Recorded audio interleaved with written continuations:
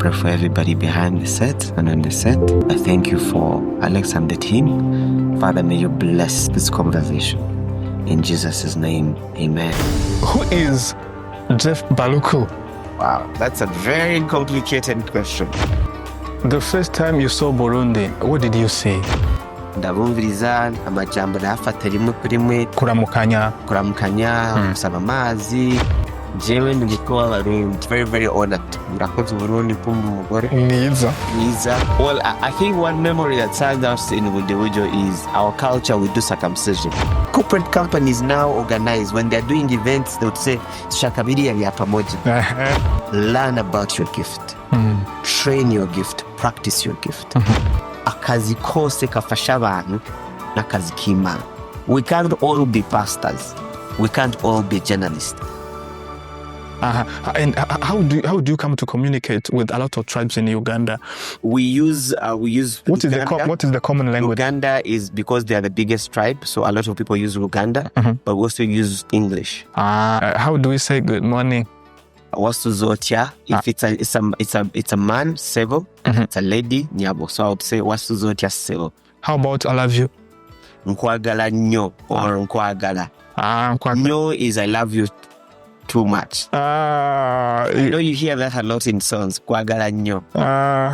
All right. Yes, sir. Thank you so much. You're welcome. Who is Geofrey Baluku? Wow, that's a very complicated question. Baluku, Geofrey Baluku. Baluku is a firstborn in my culture, the Lakonzo people. They name children by their numbers. So if you mention a name in our culture, I can tell you whether you're firstborn or something. Number 2, Baluku is a very passionate person, people loving. I love networking. I love joy. I love good experiences, and I also love to live a life of purpose. That's who I am. So most people, when you ask them who they are, they tell you what they do. What I do is I love inspiring people through my words, which could be preaching, actions, and I love God, and I'm a husband. That's good. And the son. Okay. You were born in Budibugyo. Budibugyo. Yes. Later moved to Kasese. Yes. And then to Kampala. Yes. When you look back, what do you think each place added to the man you are today? Wow. Well, Budibugyo is where I was born. I was born in the Budibugyo Hospital. It's one of the referral hospitals in Western Uganda. I was born to let William, Moma, and Janet. Janet is still alive. Okay. I don't have much memory of Budibugyo, but we used to go back and forth to visit our grandparents, and it's a very fun place as well. Budibugyo taught me the value of family and the value of your grassroots, knowing where you come from. I'm among the few privileged people I can say to be able to mention 14 generations behind me. And I had the privilege of seeing my great-great-grandfather. Oh. Yes. So I can tell you 14 generations behind me. That's a big asset. That's good. Yes. So I come from a very grounded people. And that's what Budibugyo is to me. My grandparents, my great-grandparents, my relatives, my tribe mates. I think one memory that stands out in Budibugyo is our culture. We do circumcision. Oh, okay. Yeah. Circumcision was done in Budibugyo as well. So, and they also did that to you. Yes, of course. 8 days. Not 8 days. We do it differently. In our culture, we do it at the beginning of the year. So the children of the village gather up. We could be at whatever age when that season finds you. And it happened that we were in holidays. Okay. So we're able to do that. And man, it's a lot of bonding with the men that you do it with. So it's a cultural, and there's nothing spiritual or anything. It's just one of those cultural things. Yeah. Budibugyo, we grow cocoa. Some people eat chocolate. They don't know where it comes from. Oh, it's from Budibugyo. Yes, chocolate comes from cocoa. We grow coffee. Yes. And cassava also? Yes, cassava. So Budibugyo is on the Rwenzori mountain on the western Uganda. We moved to Kasese, so we do back and forth during holidays to go visit our grandparents and, our relatives. And it was always a party. Ah, correct. And a lot of cows there. Cows? Yes, we do cows, but not... the cows are on a bit of the south. There's a tribe called the Watuku. The Watuku are cattle keepers who keep a lot of cows. And they were good friends of ours. Actually, my grandfather got several cows from the Watuku. Yes, we do keep a few cows, but we mostly keep goats. We do have the cows on the ship, but we mostly keep goats. Because goats do well in the mountainous areas as well. Yes. Before we continue, yes, tell me the challenges, maybe the difference between Budibugyo and some of the regions here in Burundi. I don't know. Tell me, like paying dowry. Is that easy? Is it, if you are a man, you have to pay a lot of cows or goats or what? I think everything is difficult or easy depending on what you want. Ushaka. Yeah. In Kirundi. Itushaka. Ichushaka. Yeah. Well, our dowry is, because we give in cows or sometimes in goats. The goats part is usually easy. You give 12 healthy, fat goats. Yeah. That's how you're able to pay dowry, plus all the many other things that come along. Well, in comparison to Burundi, your dowry is understandable.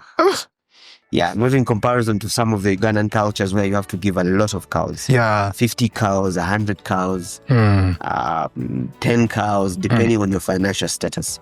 So, depending on how passionate and loving you are to the woman, the dowry won't be a challenge. That's true. Okay, good.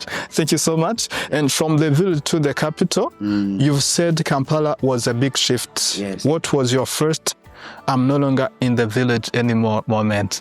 I think I wouldn't say that, because when they moved to Kasese was called half London.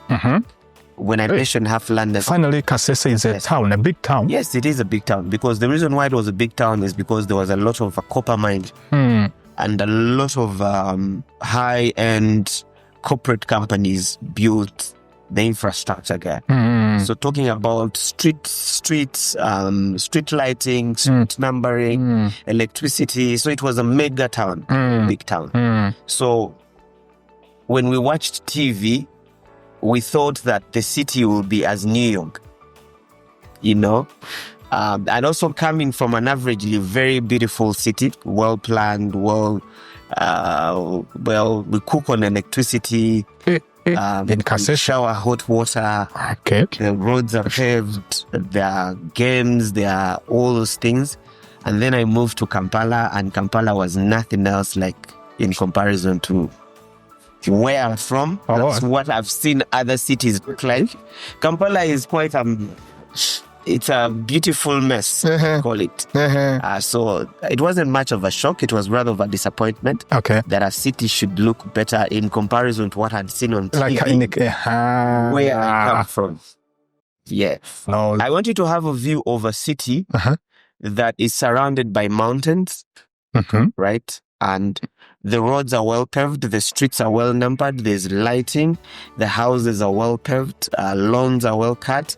The reason why they called it half London is because a lot of Europeans and a lot of who still live there used to live there. Okay. And because they were the ones managing the mines, so they wanted to bring a little bit of their London into that place. But anyway, if you go back to Kasese now, it's all messed up. The place we used to live, because when the copper was finished, there was a river that used to be maintained, so they never maintained that river, and that river took all those nice infrastructures. So my childhood memories were all erased by water. Yeah. Okay. Yeah. The young leader then, yes, you were once assistant head boy in primary school. Do you remember the first time someone told you you're a leader, or maybe you are likely to become a leader? I wouldn't say that anyone probably said that.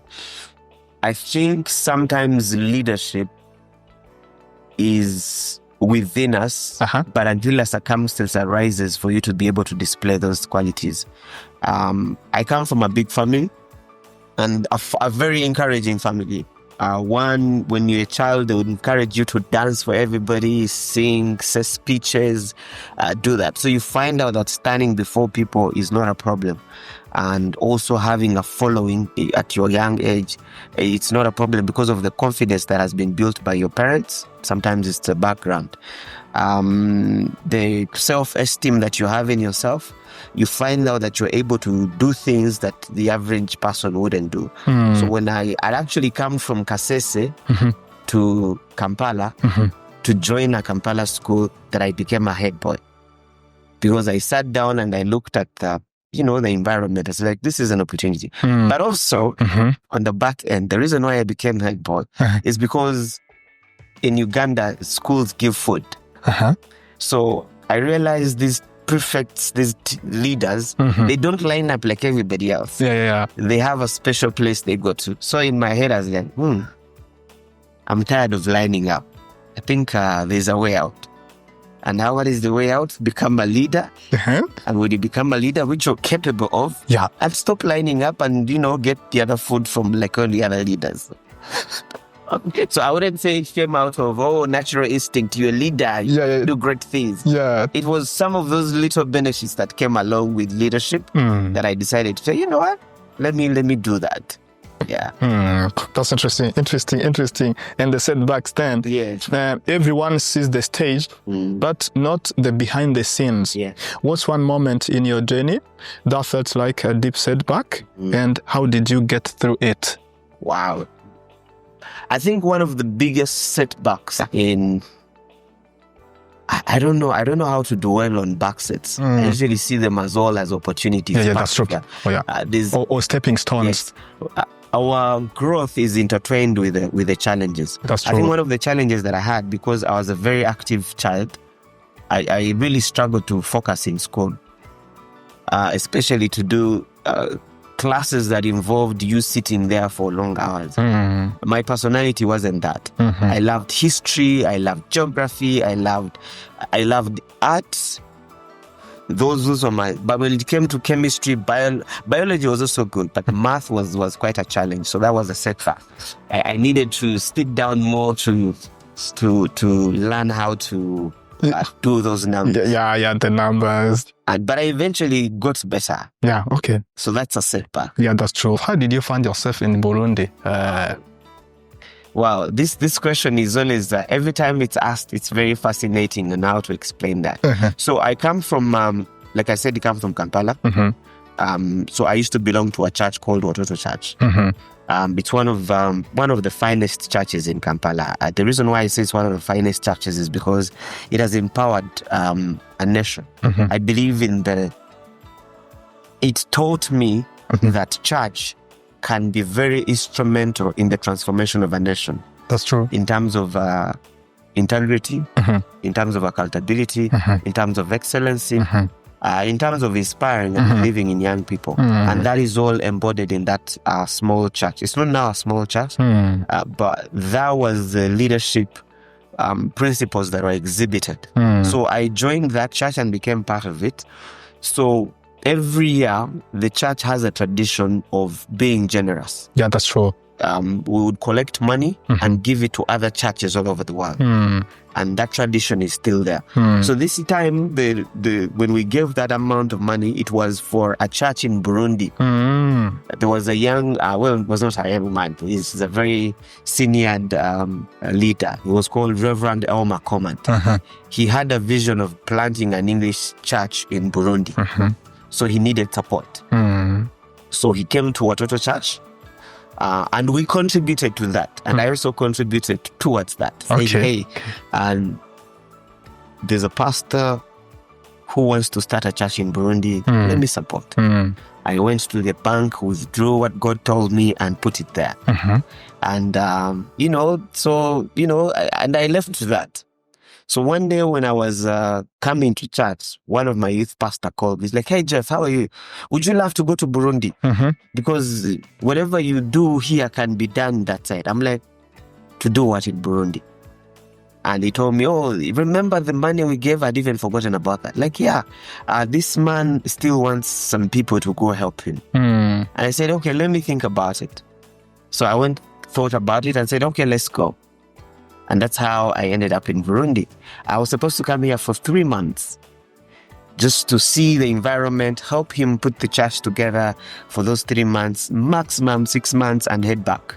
Now I'm here. It has been more than 10 years. That's good. That's very interesting. Yeah. And the first time you saw Burundi, Yes. what did you see? What did you expect? Oof. So when I had that conversation with my pastor, the first thing I went to internet and Googled Burundi. That was in 2012, 2011. And the stories there were not really good. That's why I love podcasts like this. Yeah, that's true. Tell the actual stories of Burundi, because there was not so many people telling beautiful stories about. That's true, about the countries So or the what. photos that were there were, Not good looking. not good looking, Yeah. ethnic division stories. You see, wars, the 1993 war, Yeah. And all the other 72. But the one thing that stood out, Bora Bora. You see that picture of Bora Bora? Yeah, I see that. That is one, has always been a seller. On the internet, Bora Bora really did very well to sell. Yeah. So there was not so much good content things, yeah, that good content. inspire people to Come to Burundi.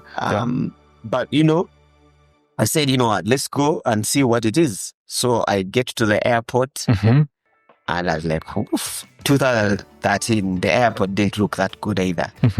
So what made it worse? The person who came to pick me came in a pickup that was dirty, and they had shots with a little bit of blood.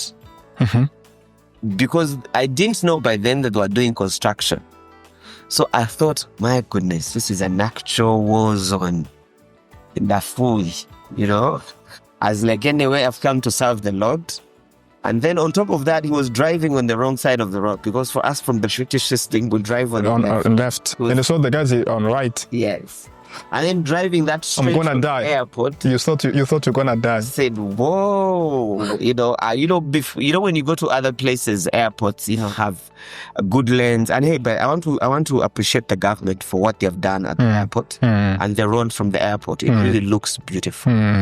From the last several years, they've really done a good job. The lighting, the road, it's really welcoming, and I recommend the government for doing such an amazing job. They are watching and they are listening. Yeah, they are watching and listening. Yeah, that's good. Kudos. Yeah, Good job. yeah. And then the person was actually living in Kiridi. So when they drove to Kiridi, I was like, oh, wait, I think these things I was watching in the news are not it. And I looked at the streets, people were peaceful, were doing all that stuff.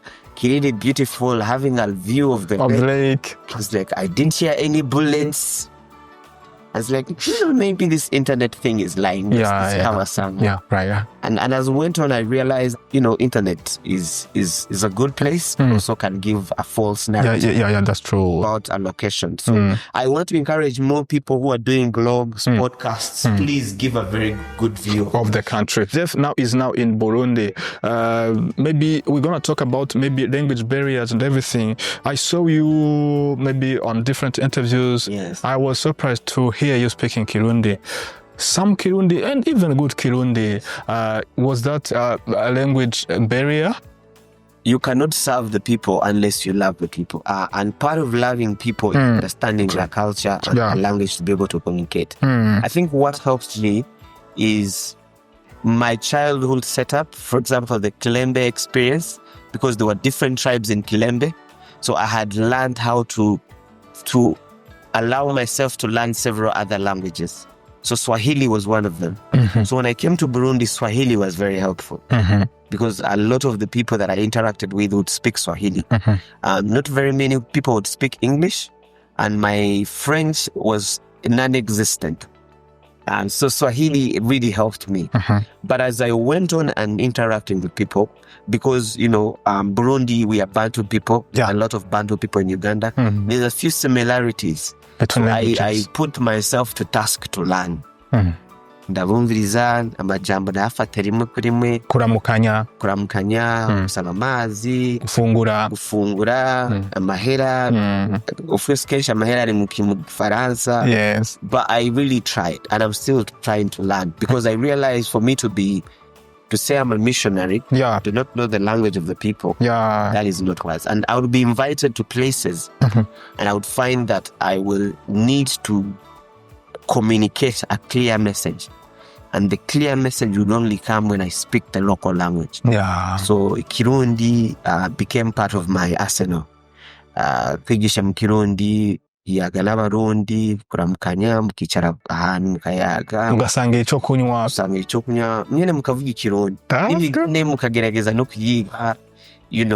Of course, when you're learning, they usually teach you the bad ones before they teach you the good ones. I saw some of the pictures on social media from the civil wedding, even also religious wedding.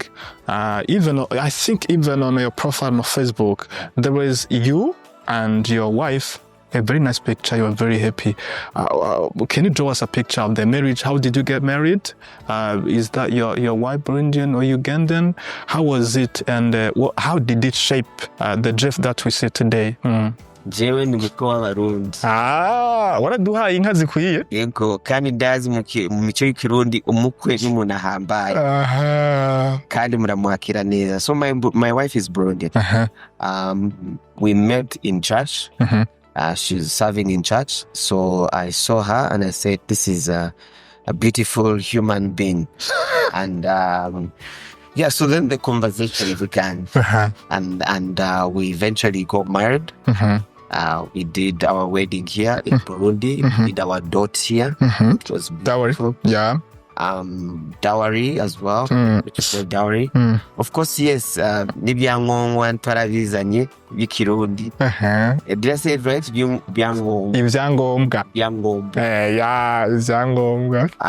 The cows were brought. Okay. I invited my parents from Uganda and a few family members. They came, and we did the necessary steps. We did the civil wedding from here in Rohero.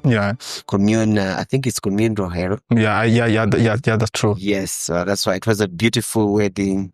And Abanyamakuru, you people don't sleep. You do not for the pictures. But it was a beautiful experience, marrying. And also, I'm very, very honored. Yes, thank you. All right. Okay. That has added to me. It has added to my ministry. It has added to my wisdom. She's a supportive wife. Yes, very supportive and loving. She's very different from me. Me, I am out there. For her, she's very reserved. In fashion, she's very reserved. And maybe introvert. Yes, she is. But also depending if she knows you very well. Of course, also the challenges help you to be a better minister. Because within the marriage, there are also challenges. Murashwana, learn how to reconcile. There's time for love, learn how to love. And also time for compassion. And you're behind movements like Campus Vibe, Pamoja Festival, MVP. Out of all those platforms, which one surprised you the most in terms of impact? Wow. How do I put this? I mean, all those. Okay, let me give you one by one. So we started with Campus Vibe, and the reason why I started with Campus Vibe is when I came and I did my spiritual mapping, went around churches, saw what other people were doing, and I realized there was a gap for young people. Yes, the churches love young people, but they don't give them as much platform. They don't understand their language, understand their music, understand their lifestyle. So I decided, God just put an idea in me. Why don't you begin something that helps these young people find a place where they can belong and also be appreciated, and their talents and gifts be appreciated? Because we live in a global culture. the youth in Kenya, the youth in Uganda, the youth in USA, the youth in Zambia. It's a global culture because of internet. Yeah, that's true. So you can. It has become a small village. Yes. So there are people who have not learned how to serve their generation. Baba bonyaravuga bya bindi by'abajene bisi or whatever, because you don't understand rap, you don't understand hip hop dance. But those, when you listen to the music in the hip hop, they are preaching the gospel, you know. So then I created a platform that allows for all that, and that's how Campus Vibes started. And it has been running for the last 11 years. Yeah. And for me, that's a win, that other churches are realizing the gap to how to help the young people in very creative ways, in languages they can understand. That is one side. And then for Pamoja Festival, of course, I think it was a revolution that helped bring a new aspect or a contribution. It's not that we started anything new. We just brought a different aspect to events, how events are done. And from waiting for big events like Pre-Musique and all these other ones, the gospel side was not having as many events as that. So when we started, there was a revolution of events, the quality of events, the excellency, the stage designs, the lighting, the whole bit of creativity around it. I think that skyrocketed. Both people in gospel and both in secular. I saw a big change. The way events were done, the DJing movement, the hype MC movement. Now there are so many MCs. I see MC Sadiq, I see MC Amit Pro, yeah. The DJs are so many. I see Israel, I see, but the whole movement we started, it flew over both sides. DJ Eleazon on the gospel side. And the secular also. Yeah, and the secular. We see more concerts in the gospel as well. People are being more creative with the marketing, the involvement of corporate companies. Before the gospel people were afraid of going to corporate companies. Now they know how to go to corporate companies. The ticketing, all those were ideas that we initiated, but they ultimately brought change in the whole industry of events. Corporate companies now organize, when they're doing events, they would say, Shakabiria ya pamoja. Yes or not Shakaria. Yeah. So that is impact. Yeah. Of course, it's fine. Sometimes you have to stand your ground and say, hey man, that was a contribution we brought. And I think we added a brick to the industry. And events are not just entertainment. It's a whole financial ecosystem. The Mama Dandaza Ibitumbura, the young man who does bruschette, the young man who's selling juices, people doing face painting, the venue, the corporate companies that sell drinks. You see how it is? It's something that, it's a whole complex and very industrious business. Yeah. Other people look at it as business, but for me, I look at the impact and the souls, the people getting born again, the message, the message of the gospel being shared in different ways to the people that come, true. And inspiring other people to do the same. Now artists do their own events, big events. For example, you see Kigali Arena? I see that. The guy that is running the lighting in Kigali Arena is a Burundian. He's called John. John learned all those things from CLM. He learned them from Pamoja Festival. I think a few years ago, That's interesting. That's interesting. A few minutes ago, was it yesterday? I posted something. So there's this beautiful picture. The guy on the sound is called Chris Helze. He's a Burundian who learned how to do digital mixing from CLM, right? But he was mixing in the Grace Room event, the Thanksgiving. The guy on stage was Fabrice Nzeyimana, singing, a Burundian, who was also be part of our movement as well. And then the guy on the lighting within the same arena was from Burundi as well. Now, that was a beautiful picture for me. So if you want to see transformation, if you say you want to measure success, look at the people that you have inspired. That's true. And what your activities and innovations. So this is what I want to tell people. whenever you do not do what God has told you to do, you're blocking a blessing for somebody else. If you did not start this podcast, you're blocking a blessing for somebody. That's true. A purpose-driven trainer. Yes. Theology degree. Yes. HR degree. Yes. That's quite the mix. How do all these pieces come together in your everyday ministry? Wow. So it's fascinating on how God created us. Reka navuge mu kirundi abarundi babive neza. Cyane gose. Urazi Imana yaturemye twese yatwaye ingabire.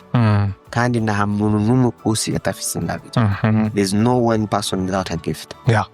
But what God expects you is to skillfully learn about your gift, train your gift, practice your gift, as many as possible. So for me, what I figured out as a young man is that God gave me an artistic gift. I'm an artist.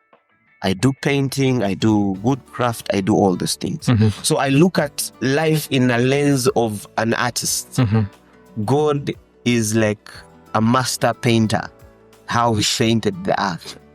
Even a mistake is a creative aspect. So I don't dwell on my past. I just know that is part of the painting that is shaping the future. So within the giftings, I use my art. I use my ability of speech, which God gave me. I use my ability of networking. I use my studies. I studied human resource, which involves human psychology, which involves managing resources, managing talent. And you see all those aspects have talent involving. When you're working with teams, team building, talent management, talent encouragement, talent discovery, talent maintenance. That is part of my HR background. Then I studied theology. You cannot stand before people and begin saying, the word of God anyhow. You have to have studied it. That's true. I always ask people, imagine you're going to a surgery room and the surgeon tells you,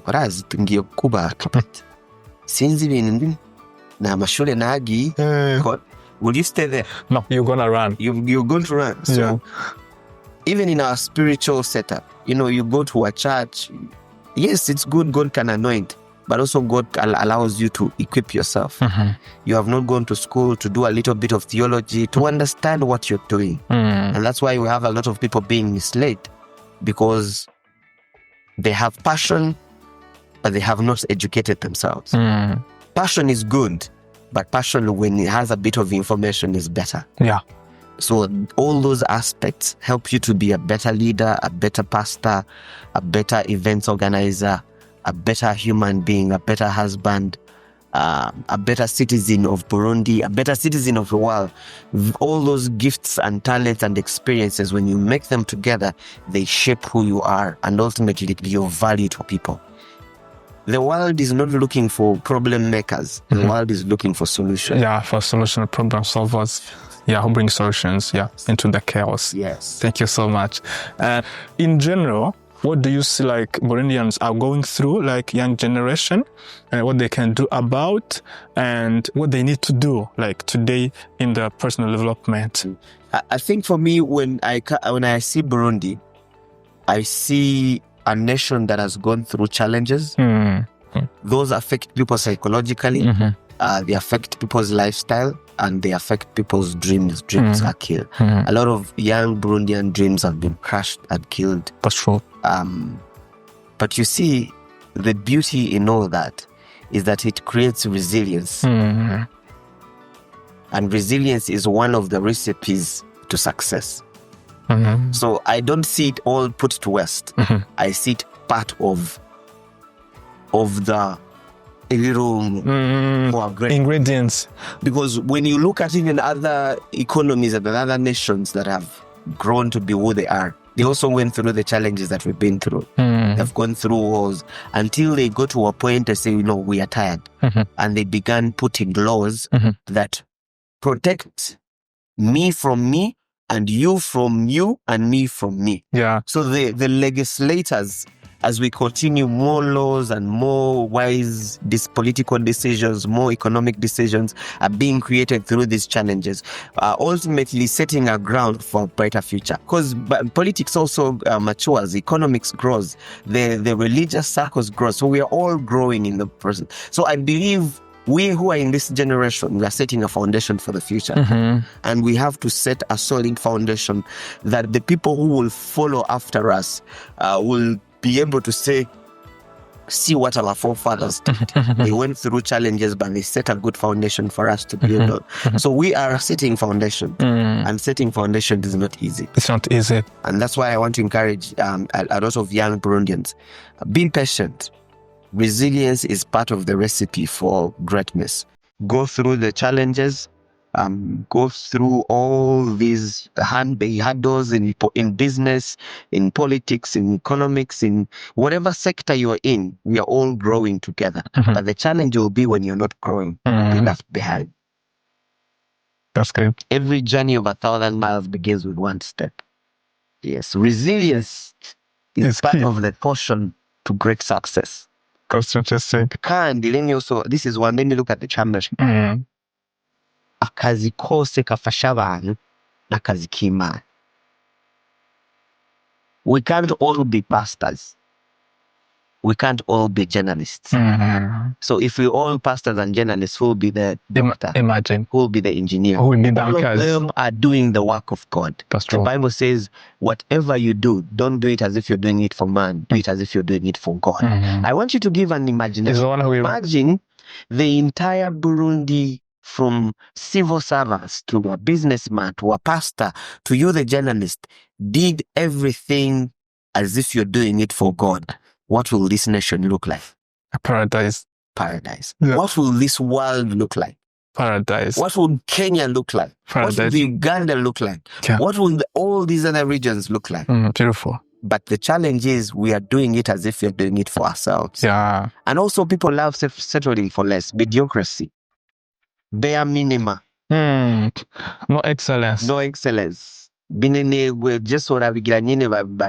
no love. That's why I encourage people to do the things that you feel God has called you to do. That's true. That's where you find purpose. Final question. Yes. What would you tell the younger version of you, the boy in Budibugyo, who was just beginning to dream? Wow. What would I tell him? Tell him, man, don't be afraid.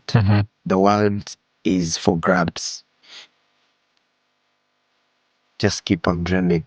And I want to tell somebody, don't be afraid. Your other life is just on the other way of fear. You know, a lot of people say, what if I fail? What if I fail? What if I succeed? Believe in what God has put in you and equip yourself. Learn. Learning is part of the process. Yeah. Surround yourself with great people. Yeah. Don't be afraid to ask questions. Don't be afraid to ask. The worst they can say is a no. But when you have tried. Yes. Yeah, thank you so much. Geofrey Baluku, thank you so much for coming. It has been a pleasure to have you here. Yes. Thank you, the guys behind the camera. Thank you very much. Thank you for the invitation. And thank you, Burundi. I've grown in Burundi. I have loved Burundi. Because you came in 2013. Yes. Yes. I'm looking for Karangamunu. And maybe a very beautiful plot where I can see the Lake Tanganyika somewhere. God bless you guys. Thank you for having me. Okay, you're welcome.